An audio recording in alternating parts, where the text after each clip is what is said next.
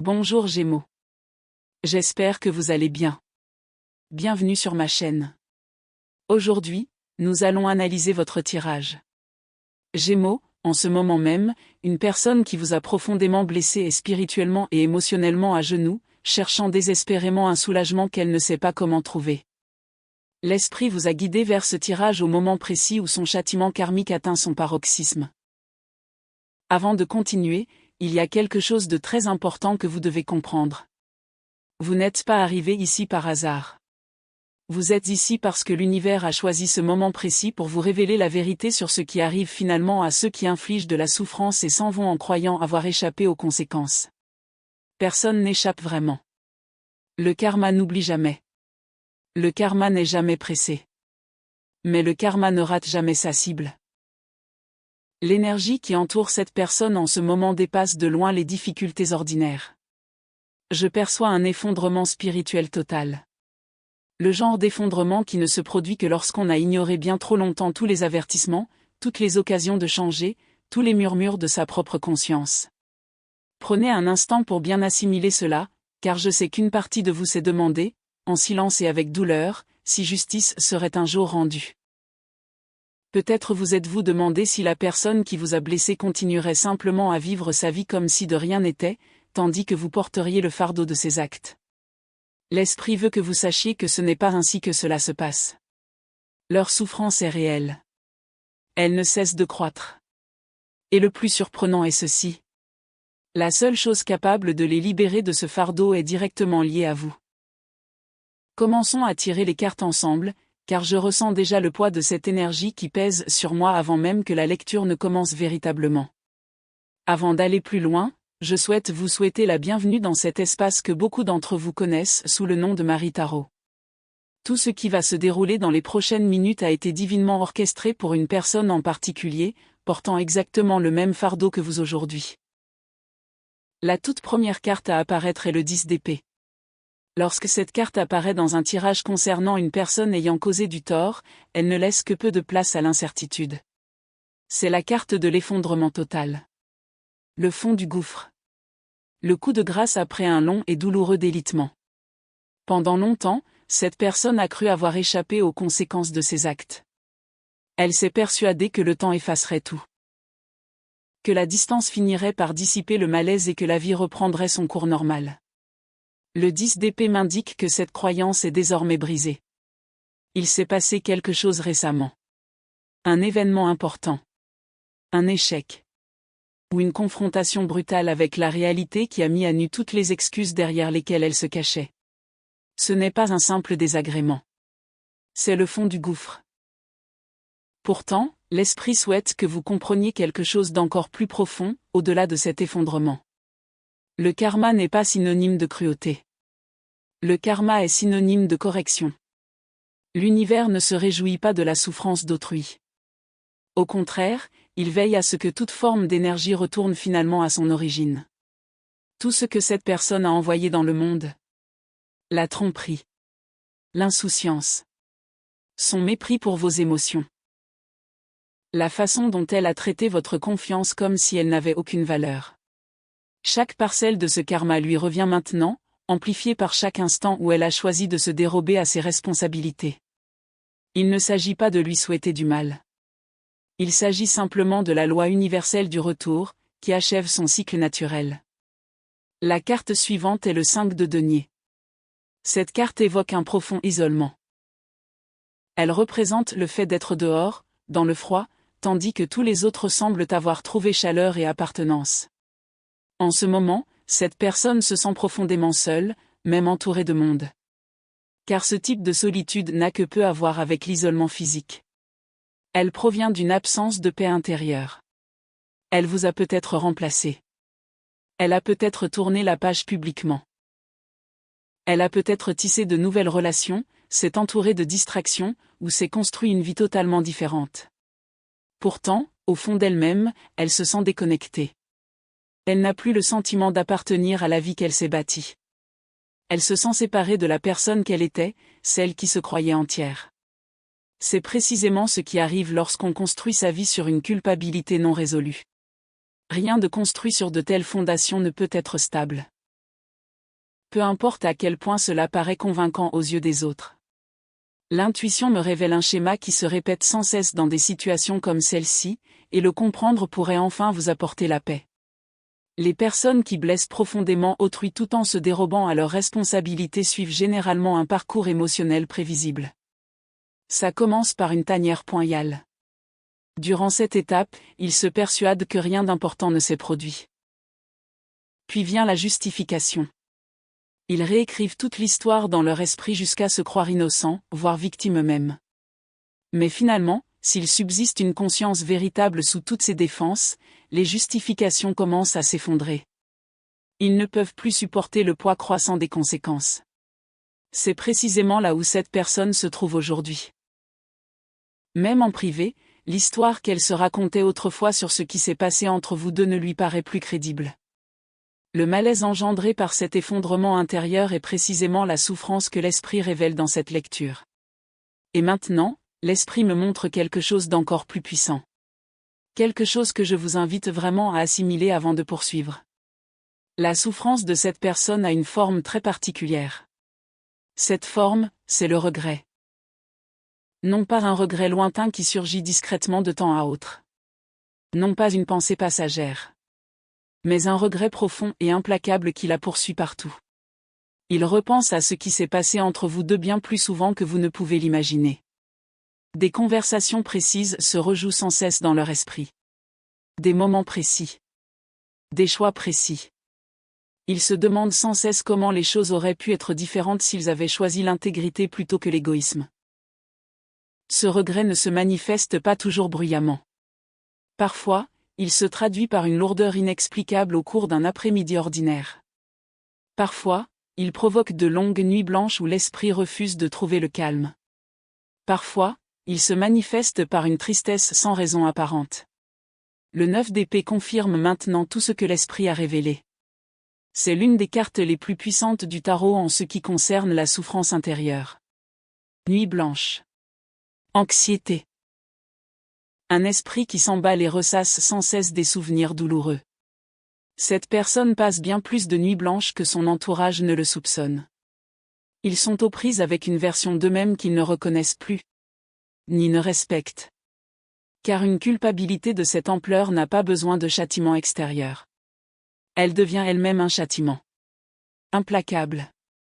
Constante. Impossible d'y échapper. Peu importe où l'on va.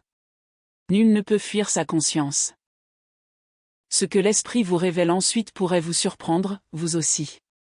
Permettez-moi donc de vous guider pas à pas à travers le déploiement de cette énergie.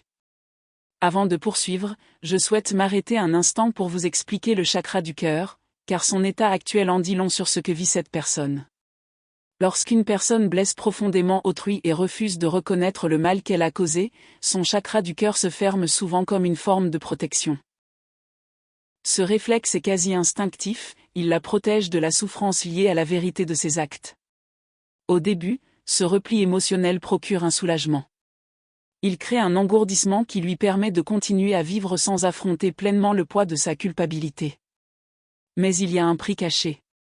Un cœur fermé ne peut pleinement recevoir l'amour. Il ne peut éprouver la joie dans toute sa plénitude. Et il ne peut véritablement établir de liens profonds avec une nouvelle personne, quels que soient ses désirs. Cela explique pourquoi chaque relation, chaque distraction, chaque nouveau départ entrepris depuis qu'ils vous ont blessé a semblé vide au fond d'eux-mêmes, aussi convaincant que cela ait pu paraître de l'extérieur. Le cœur ne peut s'anesthésier sélectivement. Dès qu'il se ferme à la culpabilité, il se ferme aussi à l'amour, au bonheur et à toute connexion émotionnelle authentique. L'esprit me révèle qu'un événement très précis est en train de se profiler. Quelque chose approche qui fera tomber le dernier voile de fausse confiance derrière lequel cette personne se cachait.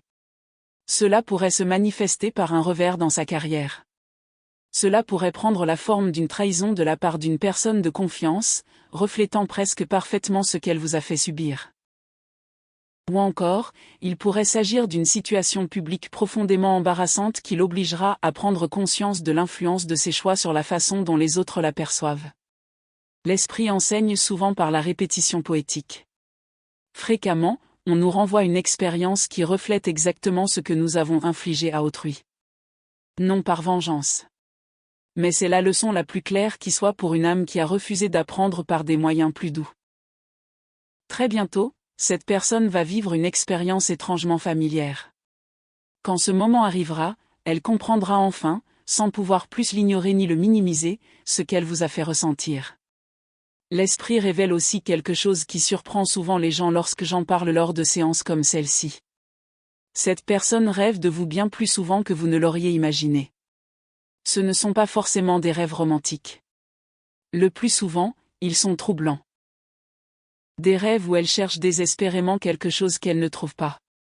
Des rêves où elle essaie de s'excuser mais se retrouve incapable de parler. Des rêves où vous restez simplement devant elle, à la regarder en silence, sans dire un mot. Le subconscient traite la culpabilité non résolue à travers des symboles comme ceux-ci. Il continue de raviver la blessure émotionnelle jusqu'à ce que le conscient accepte enfin de l'affronter de front. La nostalgie s'est insidieusement immiscée dans leur quotidien. Un parfum familier. Une route en particulier. Une chanson qui se met à jouer soudainement. De petits moments les replongent en un instant dans des souvenirs qu'ils ont tout fait pour éviter. La carte de la tour apparaît alors. Sa présence confirme que la structure que cette personne a érigée pour se protéger de ses responsabilités s'effondre rapidement. Peut-être s'agit-il d'une relation fondée sur la même malhonnêteté dont elle a fait preuve envers vous. Peut-être s'agit-il d'une réputation bâtie entièrement sur le charme qui commence enfin à se fissurer. Ou peut-être est-ce simplement la structure interne de déni qu'elle a entretenue si longtemps qui s'écroule sous son propre poids insoutenable. Quelle que soit sa forme, cet effondrement n'est ni fortuit, ni temporaire. Il est la conséquence directe et inévitable de choix faits sans se soucier de leurs répercussions sur autrui. L'univers a simplement atteint le point où il n'est plus possible de retarder cette leçon. Je voudrais faire une pause un instant, car je perçois une émotion complexe qui monte en vous à mesure que tout cela se révèle. Un équilibre délicat entre la validation et la tristesse. Cette réaction est tout à fait naturelle. Voir le karma se déployer est rarement aussi satisfaisant qu'on l'imagine. Au contraire, cela apporte souvent un poids inattendu. La prise de conscience que la souffrance, même méritée, reste de la souffrance. Faites confiance à votre intuition. Vous n'avez pas à vous sentir coupable de reconnaître que justice est enfin rendue. Et en même temps, vous n'avez pas besoin de vous réjouir de la souffrance d'autrui pour que cette lecture soit vraie. Ces deux émotions peuvent coexister.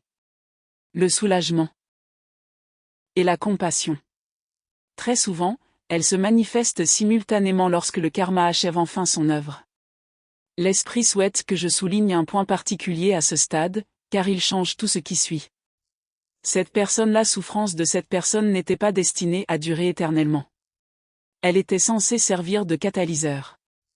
Une confrontation puissante avec des vérités qu'elle refusait d'affronter volontairement. Et c'est là que votre rôle prend toute son importance. L'esprit ne révèle pas cet effondrement simplement pour prouver l'existence du karma. On vous le montre parce que vous détenez ce dont cette personne a désespérément besoin pour aller de l'avant. Le pardon. Ou à tout le moins, la paix intérieure qui ne peut naître que de la vérité, enfin, entre deux personnes. Je sais que cela peut sembler injuste. Pourquoi devriez-vous offrir quoi que ce soit à quelqu'un qui vous a fait tant souffrir? L'esprit souhaite aborder ce point directement. Vous n'êtes jamais obligé de vous réconcilier avec quelqu'un qui vous a blessé. Aider quelqu'un à se libérer de sa douleur ne signifie pas renouer une relation que vous ne souhaitez plus. Parfois, le plus grand pardon se manifeste dans le silence. Cela se produit lorsque vous libérez suffisamment votre propre colère pour que votre énergie ne soit plus liée à la leur. Vous permettant ainsi à chacun de poursuivre son chemin. Plus léger. Plus libre. Enfin libéré du lien invisible qui vous relie à leur douleur depuis l'instant où ils vous ont blessé. Parfois, l'esprit révèle la possibilité d'une véritable réconciliation. Mais seulement si ces retrouvailles soutiennent votre guérison au lieu de la retarder. Quoi qu'il en soit, ce lien demeure spirituellement protégé. Et rien dans votre guérison ne vous oblige à accepter moins que ce que vous méritez vraiment. Poursuivons l'exploration de ce tirage, car l'esprit me révèle une forme de communication inattendue. Quelque chose qui confirmera une grande partie de ce qui a déjà été révélé. Le page d'épée apparaît maintenant dans la position associée à la communication future. Cette carte représente souvent des messages inattendus. Parfois maladroits. Parfois directs. Parfois arrivant sans prévenir. Cette personne pourrait vous contacter plus tôt que vous ne le pensez. Et lorsqu'ils le feront, ne vous attendez pas à des paroles parfaitement préparées. La conversation semblera peut-être hésitante. Inégale. Voire maladroite. Car ils tentent quelque chose qu'ils ont évité pendant très longtemps. Parlez honnêtement. Sans arrière-pensée. N'attendez pas une perfection lisse. Attendez-vous à une sincérité brute. L'esprit me révèle que quoi qu'ils disent finalement, ce sera le poids authentique de la responsabilité plutôt que celui d'une simple performance, même si leur expression est loin d'être parfaite. Mais ce n'est pas là la plus grande révélation que vous réserve la lecture d'aujourd'hui. Derrière cette possible communication se cache quelque chose de bien plus profond. L'esprit vous prépare à une véritable confession. Non pas des excuses vagues destinées à arranger les choses, mais une reconnaissance détaillée de leurs actes et de la profonde blessure qu'ils vous ont infligée. Cette personne a probablement répété cette conversation d'innombrables fois dans sa tête, craignant votre réaction, craignant que trop de temps se soit écoulé pour que leurs paroles aient le moindre sens. Quand ce moment arrivera, faites-vous entièrement confiance. Vous reconnaîtrez immédiatement si leurs paroles proviennent d'un véritable remords ou d'une nouvelle tentative de se protéger en le maquillant de regrets. L'esprit m'assure que dans cette situation particulière, le règlement de compte karmique a atteint une telle profondeur que ce qui finira par remonter à la surface sera sincère. La carte du jugement fait maintenant son apparition. Sa présence ici ne pourrait être plus appropriée. Le jugement représente l'éveil, le règlement de compte, la responsabilité, l'examen final des actions passées. C'est, littéralement, l'une des cartes karmiques les plus puissantes du tarot. Une carte qui parle de quelqu'un enfin appelé à répondre de ses actes. Et qui choisit enfin de devenir plus authentique. Lorsque le jugement apparaît en même temps que la confession que l'esprit a déjà révélée. Cela confirme qu'il ne s'agit pas d'une simple culpabilité passagère qui disparaîtra une fois le malaise apaisé. C'est un véritable tournant. Un moment où cette personne continue de fuir. Ou bien elle s'arrête enfin. Elle fait face à la vérité. Et tout dans ce tirage me dit qu'elle choisit enfin d'arrêter de fuir.